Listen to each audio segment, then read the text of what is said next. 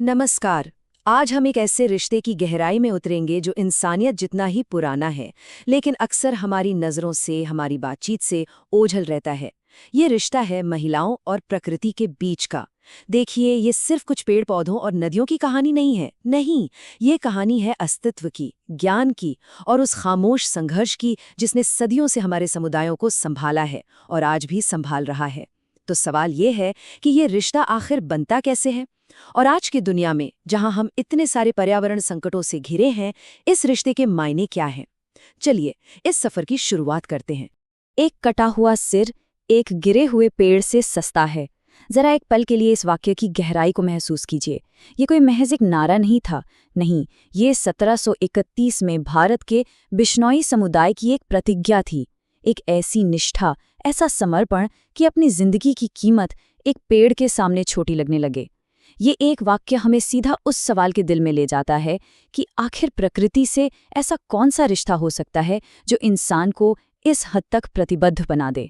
देखिए, ये सिर्फ किसी एक दिन का विरोध या कोई एक्टिविज्म नहीं है। नहीं, ये उससे कहीं ज्यादा गहरी बात है।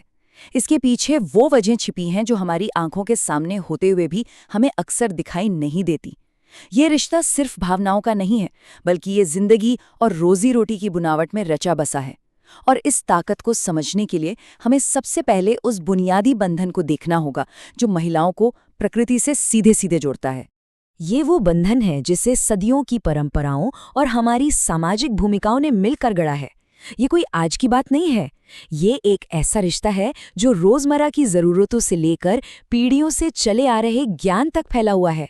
आइए और करीब से देखते हैं कि ये बंधन असल में दिखता कैसा है, इसकी परतें क्या हैं। जरा एक पारंपरिक समाज की तस्वीर अपने मन में बनाइए। घर में चूल्हा जलना है, बच्चों को दवा देनी है या खेतों में अगली फसल उगानी है।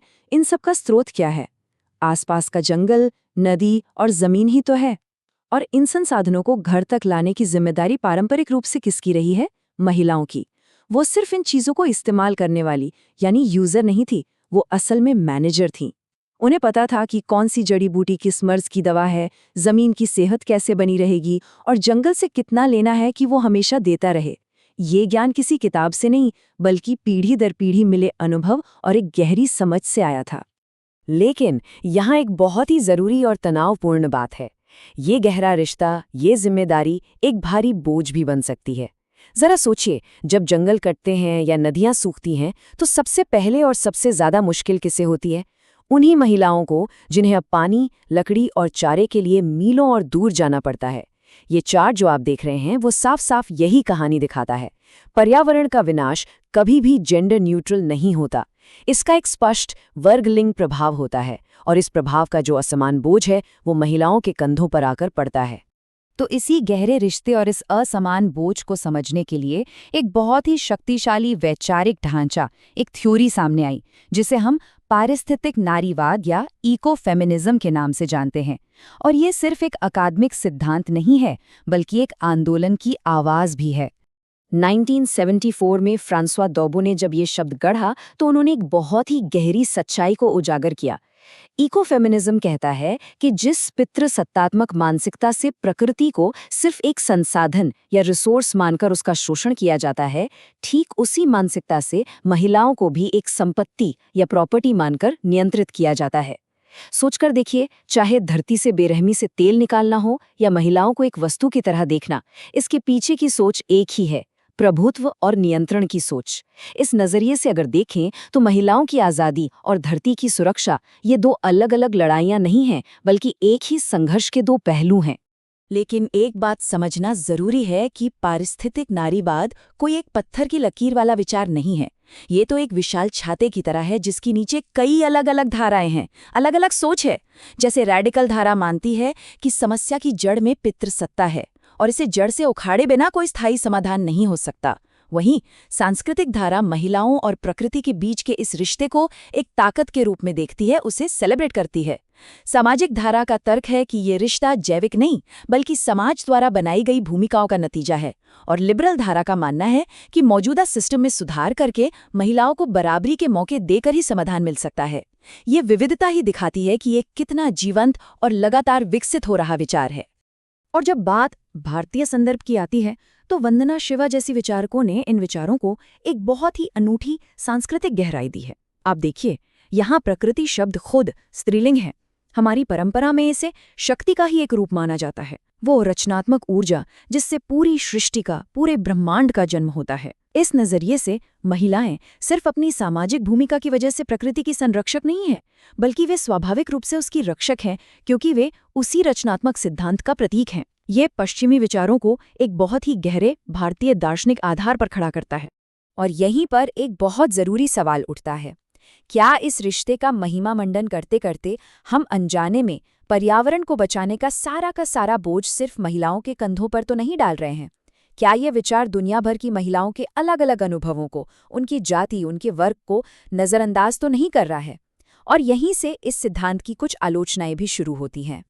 देखिए, हर शक्तिशाली विचार की तरह पारिस्थितिक नारीवाद को भी चुनौतियों का सामना करना पड़ा।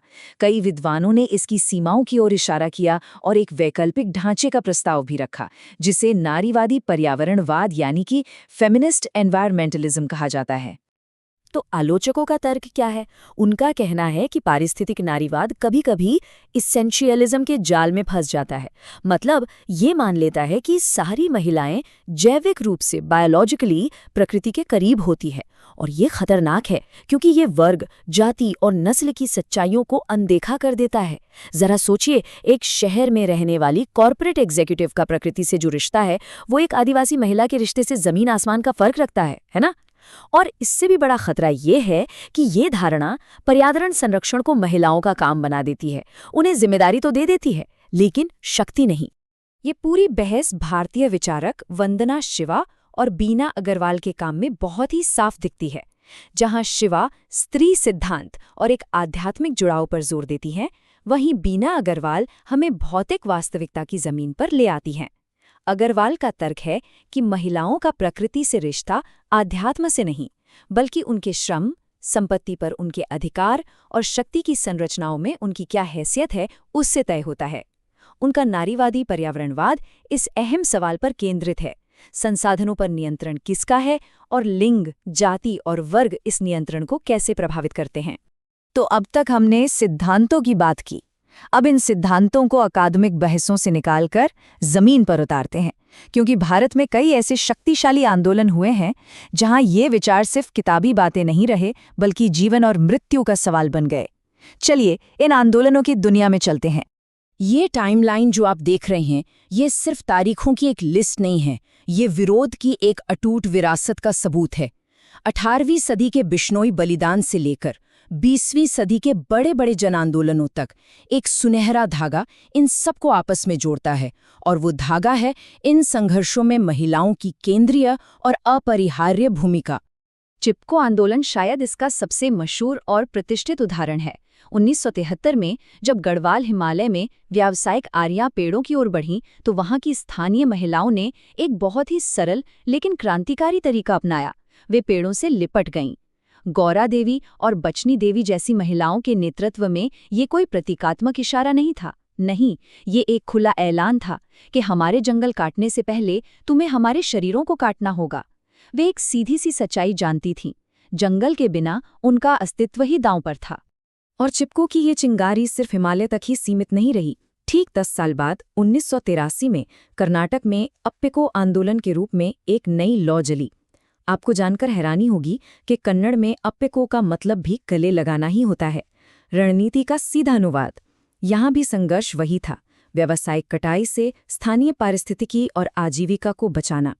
ये दिखाता है कि एक विचार और एक रणनीति में कितनी ताकत होती है कि वो पूरे देश में गूंज सकती है।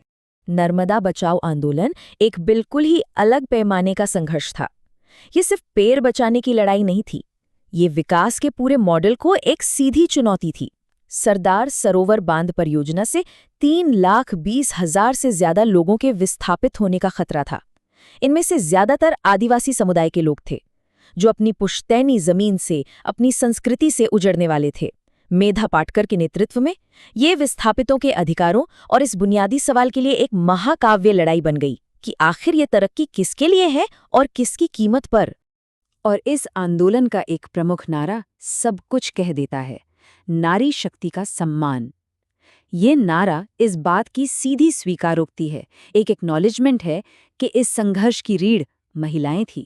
वो सिर्फ भागीदार नहीं थीं, वो नेता थीं, वो रणनीतिकार थीं और वो योद्धा थीं, जिन्होंने अपने घरों, अपनी जमीन और अपनी पवित्र नदी को बचाने के लिए सब कुछ दांव पर लगा दिया था। ये जमीनी हकीकत में पारिस्थितिकी नारीवाद के विचारों का एक बहुत ही शक्तिशाली प्रदर्शन है। तो इन सारे ऐतिहासिक आंदोलनों और इन सिद्धांतों का आज क्या महत्व है? जब हम जलवायु परिवर्तन और पर्यावरणीय संकट के एक ऐसे दौर का सामना कर रहे हैं जो पहले कभी नहीं देखा गया, तो इन सबकों को याद रखना पहले से कहीं ज्यादा जरूरी हो गया है। तो हम यहाँ से क्या सीख लेकर जाते हैं?